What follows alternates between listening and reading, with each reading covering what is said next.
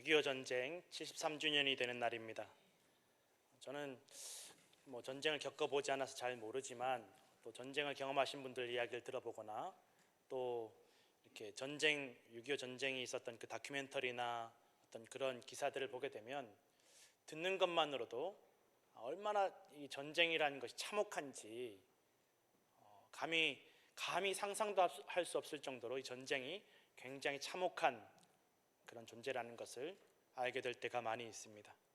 전쟁이 딱 전쟁이 끝났다고 해서 끝나는 것이 아니라 두고두고 오랜 세월 또 일평생 그 전쟁의 후유증을 가지고 살아가는 분들이 얼마나 많이 있는지 모릅니다. 때로는 사랑하는 사람을 잃어버리고 또 때로는 건강을 잃어버리고 또 때로는 온데간데 없이 흔적을 찾을 수 없는 그러한 상실과 아픔들이 전쟁의 후유증으로 남아있다는 것입니다. 최근에 또 기사를 보니까 계속 이제 전쟁 이후에 전사하신 분들 유해를 발굴하는, 이제 전쟁 끝난 지 70년이 넘었는데도 아직도 사랑하는 가족의 유해조차 돌려받지 못해서 그냥 가슴에 숙제처럼 남겨진 그런 가족들이 참 많이 있다고 합니다. 이번에 얼마 전 뉴스를 보니까 이 72년 만에 아버지의 유해를 돌려받은 이야기를 본 적이 있습니다. 이미 유해가 발견된 것은 13년 전에 발견이 되었는데 유해가 온전히 남아있지 않고 또 뿔뿔이 흩어져 있고 또 유해 근처에 이름이나 이게 누구인지 누구의 유해인지 알아볼 수 있는 그런 증거들이 전혀 없어서 이거를 또 추가로 발굴하고 확인 작업을 하는데 무려 13년이 걸렸다고 합니다. 그래서 이 72년 만에 전쟁터에 나간 지 72년 만에 이제 가족의 품으로 유해가 돌아오게 되었습니다. 이 유해를 받은 분은 이제 73살이 된 외동딸이었다고 합니다. 아버지가 전쟁터에 나갈 때는 이제 갓 돌진한 갓난아이였습니다. 아버지랑 지낸 시간보다 아버지를 만나지 못한 시간이 더 길었다라는 것입니다. 이 유해는 국군 이사단 소속의 고 김현택 일병이라고 합니다. 전남 신안군 증도면에서 사남 3녀 중 둘째로 태어난 고인은 25살 1951년 5월에 입대를 했다고 합니다. 그해 8월 15일에 입대한 지 3개월 만에 철원에서 중공군과의 전투에서 전사했는데, 이 유해가 발견되었을 때 아까도 말씀드렸지만 온전한 형태가 아니라서 널쩍다리 뼈 하나 또 몇 가지 주변에 흩어져 있는 그 유해를 수습하는 것이 참 어려웠다고 합니다. 누군가에게는 사랑하는 아들이었고 누군가에게는 사랑하는 형제였고 사랑하는 오빠, 또 사랑하는 동생, 사랑하는 아버지였지만 사랑하는 남편이었지만 이제는 그냥 작은 유골 조각으로 돌아오게 되었다는 것입니다. 이 70여 년 동안 이제 그를 아는 사람들은 다 떠나가고 잊어버리고 아무도 이제 그를 기억하지 못합니다. 세상이 다 잊어버리고 알지 못하고 이제 함께했던 시간보다는 함께하지 못한 시간이 더 긴 사람들만 남겨져 있다라는 것입니다. 그러나 그럼에도 불구하고 여전히 숙제처럼 기억하고 있는 가족들이 남아 있었고 또 이름이 기록된 어떤 수첩이라든지 인식 이름표라든지 아무것도 없지만 기어이 가족을 찾을 수 있었던 것은 이 조그마한 그 뼈 조각 속에 있는 유전자 DNA가 이제 확인을 가능하게 했다라는 거예요. 남아있는 딸 가족의 DNA와 이 아버지의 조그마한 뼈 조각에 있는 그 DNA가 일치하다라는 것입니다. 손으로 새긴 글자보다 펜으로 쓴 이름보다 더 확실한 증거가 이 자녀의 유전자 안에 남겨져서 이 유해가 아버지의 유해임을 증거하고 또 이 여성이 아버지의 딸임을 증거하는 것입니다. 성도 여러분, 우리가 하나님 자녀라는 것을 어떻게 증거할 수 있습니까? 그 증거가 어디에 있습니까? 내가 하나님 자녀다 하는 그 증거가 어디에 있습니까? 내가 세례 받았으니까 세례 명부에 내 이름이 있으니까 그러면 하나님 자녀가 된 것입니까? 우리 교회 일람에 보니까 뒤에 주소록에 내 이름이 있더라. 여러분, 그러면 하나님 자녀가 된 것입니까? 제가 목사니까 직분 받았으니까 난 이제 하나님 자녀가 확실하다, 그렇게 말할 수 있겠습니까?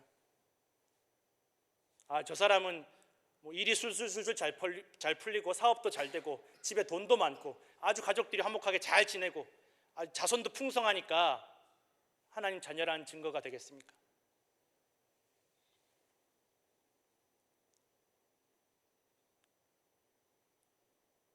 무엇이 하나님 자녀된 증거입니까?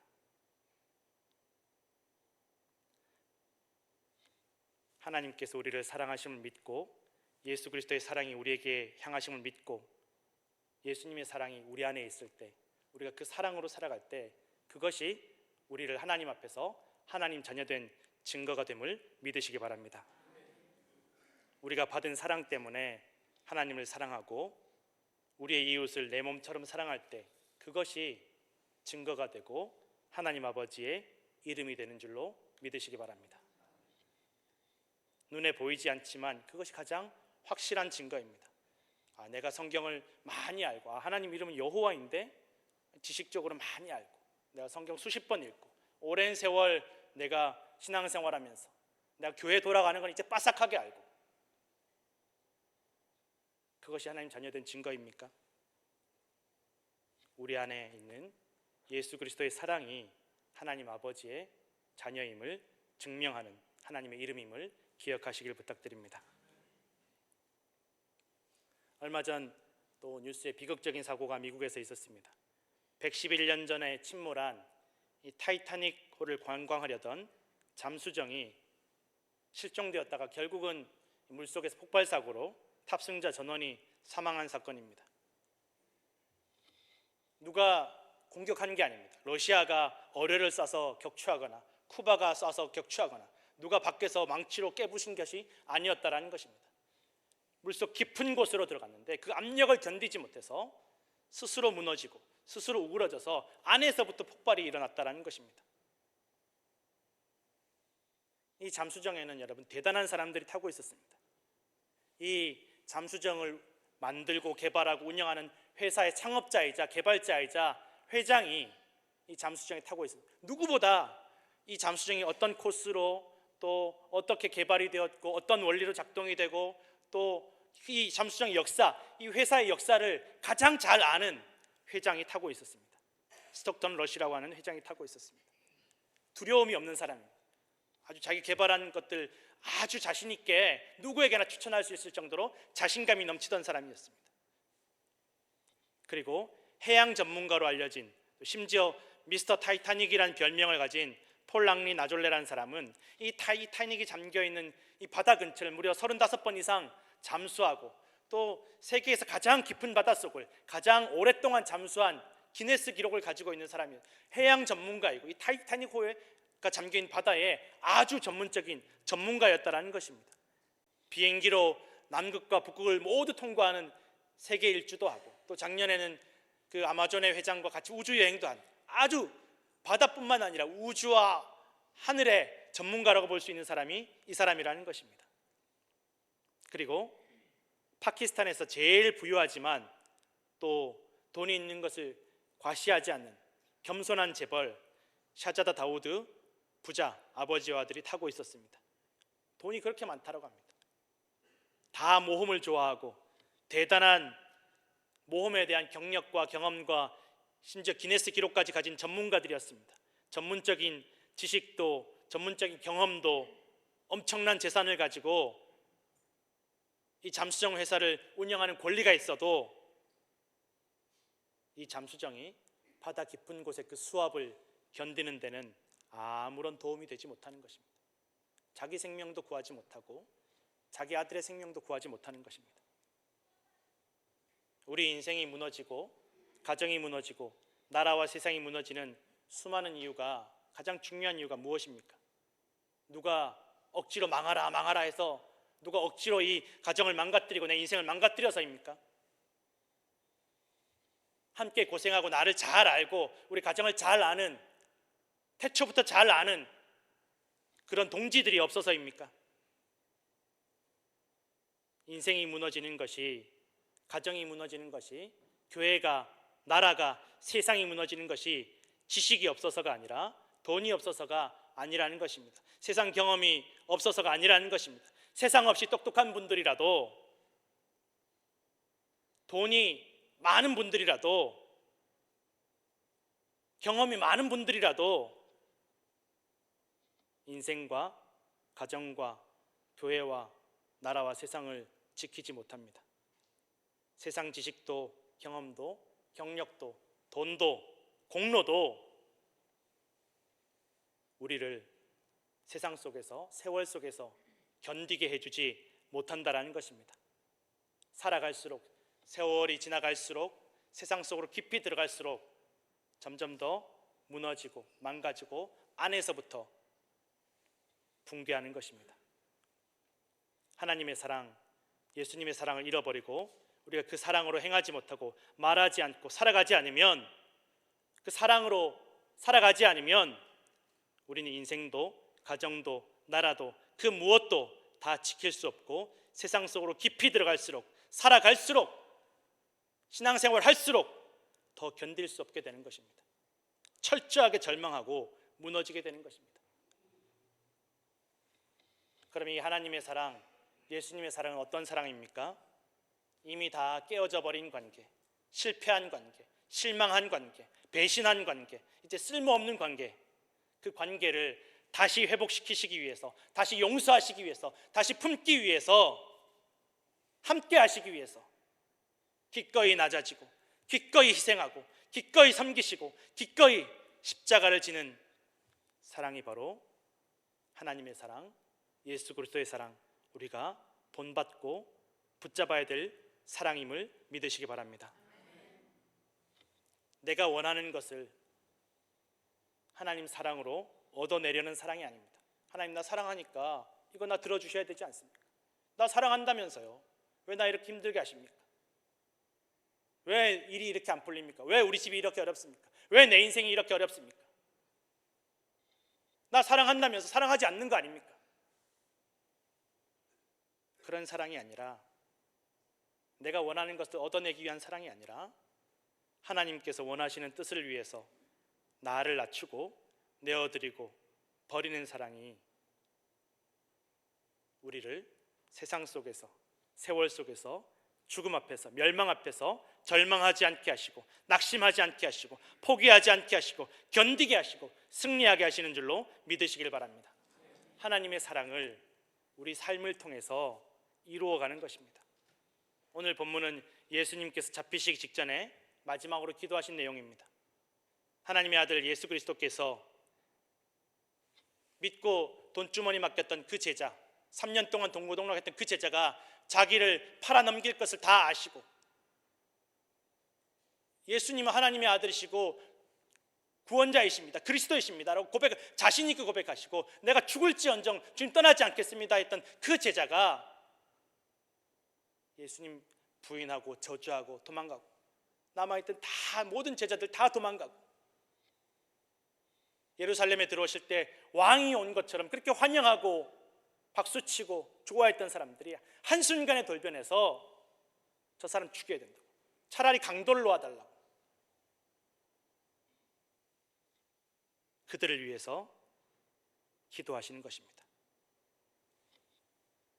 예수님께서 기도하시며 말씀하십니다. 이미 나는 하나님과 하나입니다. 하나님 사랑이 내 안에 있고 내가 하나님 사랑 안에 있음을 주님 나는 믿습니다. 나는 이미 하나님과 하나입니다. 내가 하나님과 하나인 것처럼 저들도 하나님과 하나가 되게 하시고 저들도 서로가 하나가 되게 하여 주옵소서. 저들도 서로 사랑하게 하시고 저들도 하나님을 사랑하게 하시고 하나님께서 저들을 사랑하시는 것을 알게 해 주십시오. 지금 당장 눈앞에 누가 나를 배신하고 조롱하고 공격하는 미래밖에 없는데, 이제 조금 지나면 십자가 지는 것밖에 없는데, 부끄러움 당할 일밖에 없는데, 죽을 일밖에 남지 않았는데, 그게 내가 하나님 사랑하는 거랑 하나님 나 사랑하시는 거랑 내가 하나님과 하나가 되는 거랑 내가 하나님 자녀인 것과 상관이 없다라는 것입니다. 누가 나를 배신할지라도, 누가 나를 실망시킬지라도, 내가 이제 십자가 지고 죽을지라도, 내가 이제 부끄러움 당할지라도 내가 주님 사랑, 내가 하나님 사랑하는 것, 그건 상관없다라는 것입니다.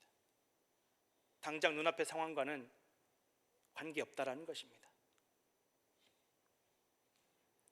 사랑하던 이들이 나에게 실망을 안겨주고 나를 배신하여도 그것이 내가 그들을 위해서 기도하지 못할 이유, 사랑하지 못할 이유, 용서하지 못할 이유가 되지 않는다라는 것입니다.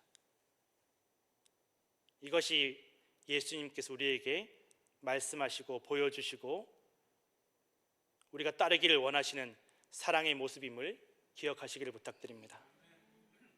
이것이 믿음입니다. 요한일서 4장 7절에서 11절 말씀입니다. 함께 읽겠습니다. 사랑하는 자들아, 우리가 서로 사랑하자. 사랑은 하나님께 속한 것이니 사랑하는 자마다 하나님으로부터 나서 하나님을 알고 사랑하지 아니하는 자는 하나님을 알지 못하나니 이는 하나님은 사랑이심이라.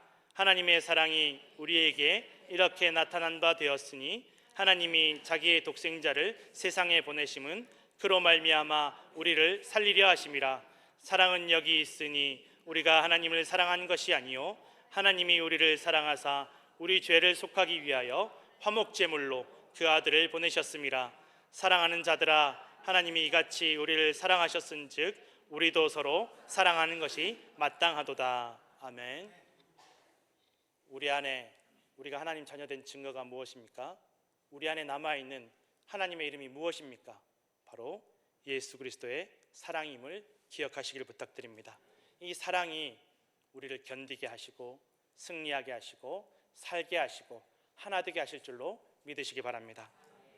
오늘도 하나님의 이름을 믿으시고 알리시고 품고 의지하시는 성도들 되시기를 간절히 축원합니다. 기도하겠습니다.